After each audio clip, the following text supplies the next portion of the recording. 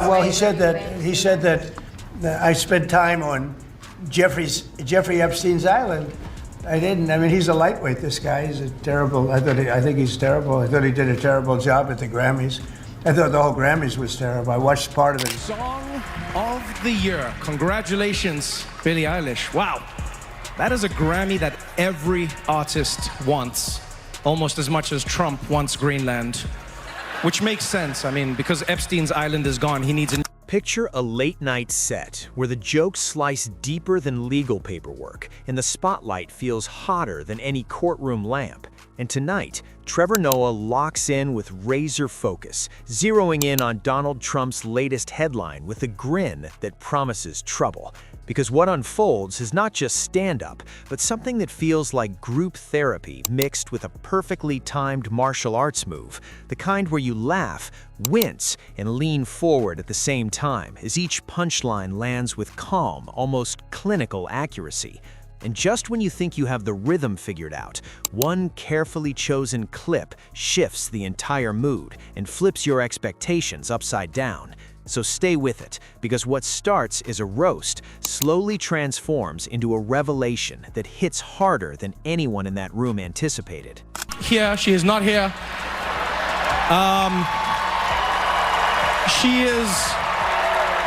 She is still at the White House with Donald Trump discussing very important issues. Actually, Nikki, I have the... And before we dive deeper, you already know the drill. Tap that like button and hit subscribe because you will not want to miss where this is heading, especially when Trevor steps out swinging, skipping the polite setup and the safe observations, and instead delivering humor so sharp it feels forged from years of watching Donald Trump treat facts like optional accessories rather than firm ground. What are we doing for Guy Fawkes Day? And then your parents will be like, do you want these ones? And you're like, do you like them? They're like, no, just throw them on the ground. And it's like, pat, pat, pat. Do you feel like the other kids? No, I don't at all.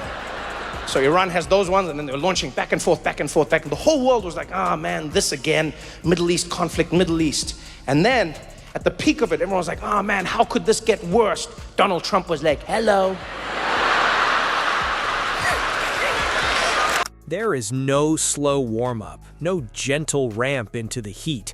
Trevor jumps straight into the deep water and casually suggests that Trump often carries himself less like a former president and more like someone who wandered onto the world stage, still convinced the cameras are rolling for a reality series with him as the unquestioned star. Did you ever have Trump on the show? No, we never did. He did say some bad things about you on... I don't know. I don't keep up with it. Yeah, I do. I keep up with it. Yeah, but you have like a feud with him. You have like a real... So here's what I've noticed. Like Trump's annoyance at people is directly proportional to how big they were when he like focused on the media. Does that make sense? I see. Yeah, right. So like Time Magazine is still the biggest thing in his life. And then obviously Jimmy Kimmel, SNL, if they insult him, he gets really angry about it. Yeah. I'm so new to him that he's just like... Without missing a beat, Trevor paints Trump as a man who genuinely believes that raising his voice is the same as winning an argument, as though sheer volume could magically turn disorder into skill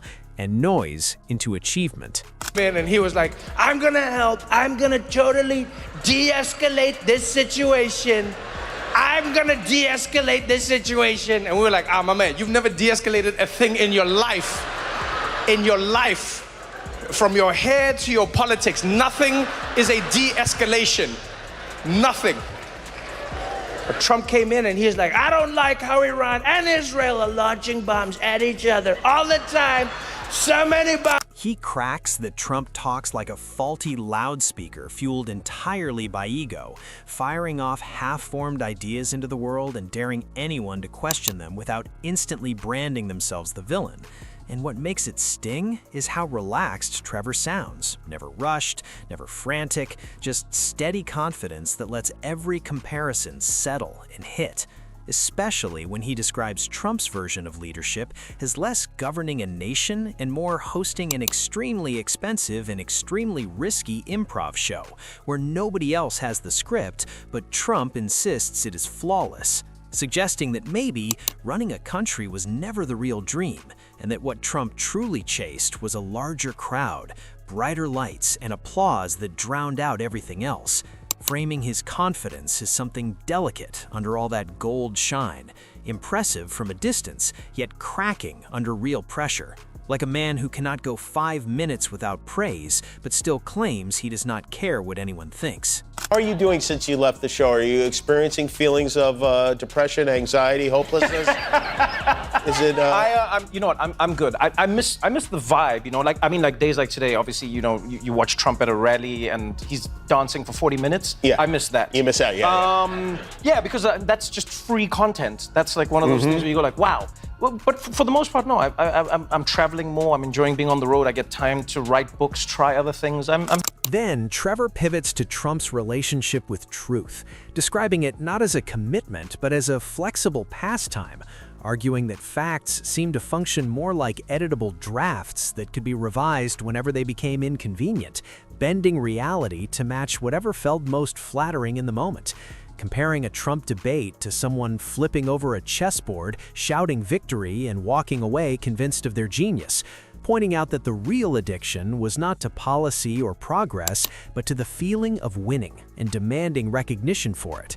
And when he touches on the media, he frames it as a dramatic push and pull, where Trump publicly complains about attention while privately craving it so intensely that even glowing headlines would somehow become evidence of unfair treatment. Too many bombs, too many bombs. We gotta stop it. No more bombs, no more bombs. We gotta stop it. We gotta fix it. And they're like, all right, how are you gonna fix it? He's like, by dropping bombs. I'm gonna drop bombs. And no one expected it. Like the whole world was like, okay, Trump is gonna mediate, or he's gonna, because he said to them, hey guys, let's sort this out, peace deal. We're gonna do a peace deal. And then he dropped bombs on Iran. And everyone in the world was like, what the hell? As the roast intensifies, Trevor pivots toward Trump's worldview, arguing that he approaches international politics less like a seasoned diplomat and more like someone obsessing over cafeteria popularity rankings. He paints a vivid scene of Trump at global summits, behaving like that uncomfortable relative who ignores every rule of etiquette, yet somehow believes he is the main attraction. Trevor then steers the focus back to personality, suggesting that beneath the booming confidence sits a deep anxiety about fading into irrelevance. He points out that Trump seems uneasy with silence, uncomfortable with being overlooked, and determined to remain in the spotlight at all costs. The humor sharpens when accountability enters the conversation, allowing the crowd to laugh while quietly confronting the harder truths behind the jokes. For a brief, reflective beat, Trevor explains that Trump represents more than just a single individual. He symbolizes an era where spectacle often overshadowed substance in politics. Still, Trevor makes one thing clear. At every turning point, Trump chose disruption over stability, and those choices were deliberate. America's president. Oh, he was even cockier. Yeah. You see him when he came out? Donald J. Trump? Oh, he had all the swag. He was like, folks, we're gonna have it handled. In 21 days, the virus will be gone. 21 days. Some are even saying 20. Trevor then shifts towards Trump's attitude about expertise, describing it as something he treated like a minor annoyance instead of a cornerstone of leadership. He sketches a portrait of a man who trusts instinct over scientists, economists, military officials, and professionals who spent decades mastering their fields. Trevor suggests that Trump appears convinced that if he feels strongly enough about something, reality will simply bend to match his emotions, which might sound harmless in a child, but feels unsettling in a president.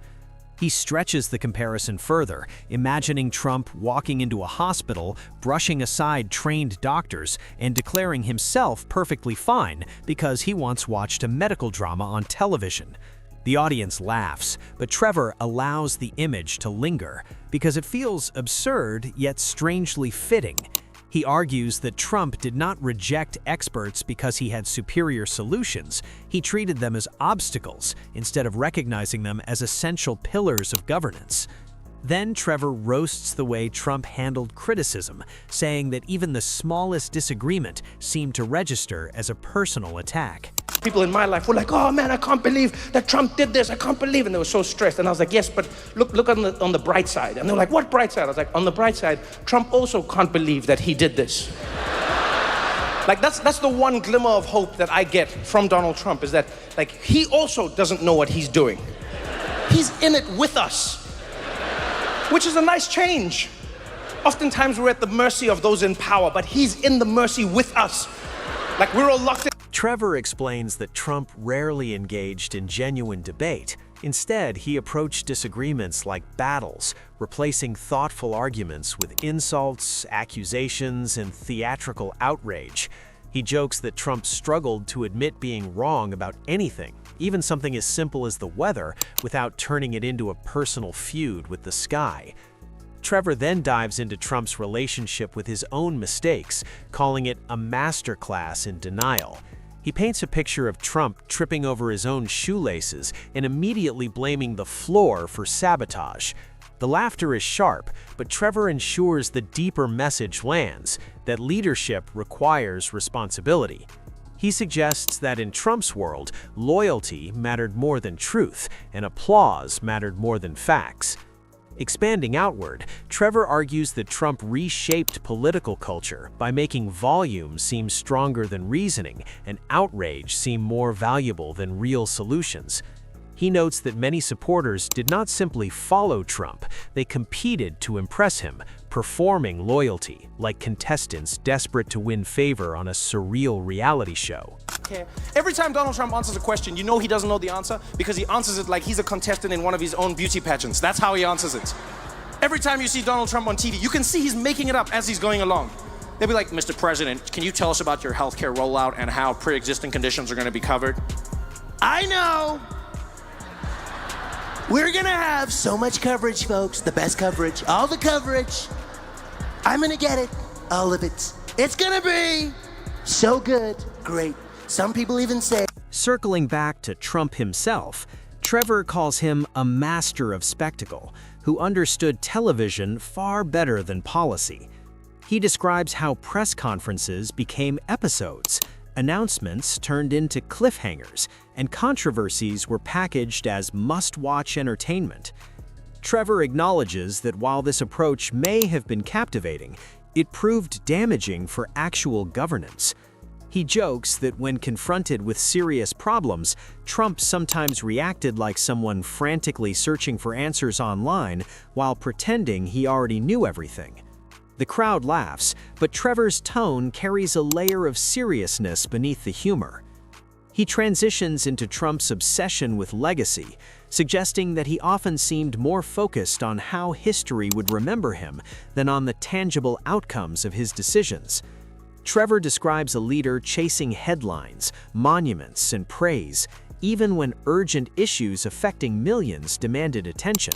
Accused of lying about the value of his properties for decades to defraud the banks into giving him better loans, right? And these are not small amounts. They're not small amounts. For instance, Mar-a-Lago was worth $75 million. And what did Trump say it was worth? $740 million. How? Because I upgraded it, folks, yeah. Totally upgraded. I added a rec room. It's got a foosball table and everything.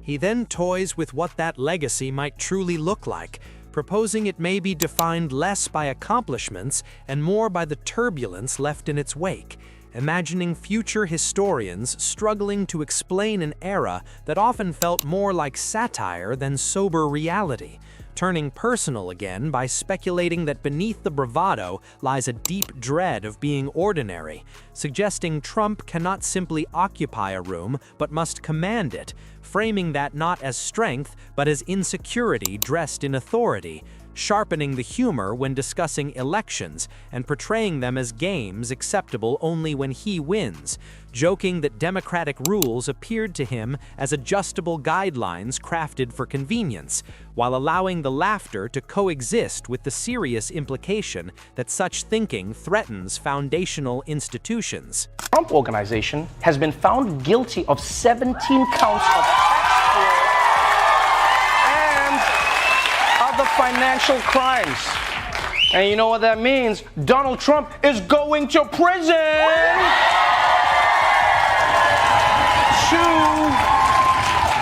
visit all the lower-ranking people who did this without his knowledge or his permission. Yeah, because we all know that's how that works in the world, right? All the successes in Trump's organization, they're due to the genius of Donald Trump. Just when it feels like the storm might calm, Trevor expands the scope once more to examine how Trump shifted the tone of politics itself, arguing that insults crowded out arguments, theatrics replaced conversation, and division evolved from accident to tactic, suggesting even critics were dragged into louder, angrier engagement because subtlety no longer cut through the noise. Acknowledging the collective exhaustion many felt during those relentless years, and noting that even those who enjoyed mocking the spectacle likely felt relief when the non-stop frenzy slowed, yet refusing to soften the critique by reminding the audience that the cultural shifts did not vanish with a change in office, and that the patterns normalized during that time continue to influence discourse today. He also claimed that his 11,000 square foot apartment was actually 30,000 square feet, which was a lie. So this man is going to be the first person to ever get in legal trouble for claiming his apartment is a grower, not a shower. And I've got to say, it would be so funny if this is what takes Trump down, huh? Can you imagine? He tried to overthrow the government, but then they get him for lying about having an in-unit washer-dryer. It's like, that's the thing that locks him up. As the energy builds toward its peak, Trevor imagines Trump somewhere watching with crossed arms and a tight expression, publicly dismissing the jokes while privately replaying every line, irritated yet captivated by once again being the focal point. Reflecting on why Trump serves as such fertile ground for satire, because the mix of confidence, chaos, and contradiction almost writes itself, insisting comedians do not invent the absurdity, but simply reflect it back clearly enough that it cannot be ignored. Balancing humor with insight by reminding the crowd that while Trump may be easy to mock, the systems that elevated him deserve sober examination. Exiting to thunderous applause, not merely because the roast was brutal, but because it resonated as painfully and brilliantly honest.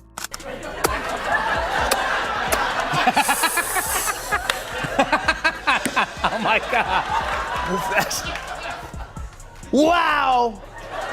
So amazing. So amazing. I can feel it. Oh my God. Hitting me. Oh my God. In all different places. So many places. Are there two of us right now? You're looking at yourself right now. He slows the pace deliberately, giving the room space to breathe, not because the edge has dulled, but because he understands that the strongest closings arrive when the audience leans forward in attention rather than backward in laughter.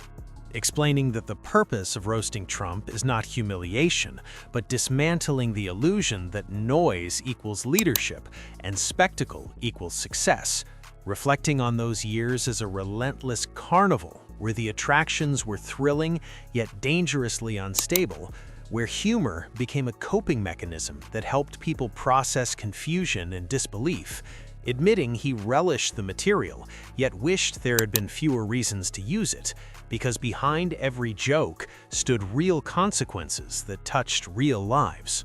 Anyway, a what? No, it's called Truth Social, I think. No one cares. Anyway, the point is Trump sent out one of his thingies, I don't know what they're called, and it was like, Trevor Noah was never funny, Jon Stewart was only slightly better, and then he goes on a rant and he's just like, these people don't realize if they moved more to the center like me, they would have more followers. Then I'm like, center like you? I'm like, my man, you think? Finally, he returns to Trump one last time with measured clarity, describing a man who built an image of invincibility, yet repeatedly revealed how fragile it truly was, noting that the greatest obstacle Trump faced was not opponents, but an inability to step beyond his own ego. Picturing him watching this very roast with forced indifference while quietly simmering, hoping criticism might disappear if ignored. Emphasizing that comedy should sharpen awareness rather than numb it, bringing the narrative full circle by suggesting Trump may have aspired to be remembered as a towering historical figure, but will likely be recalled as a cautionary tale wrapped in disorder, delivering the thought with a knowing smile rather than cruelty, ending on a final, crisp line that if greatness was truly the goal, less time should have been spent demanding applause and far more time spent earning genuine respect.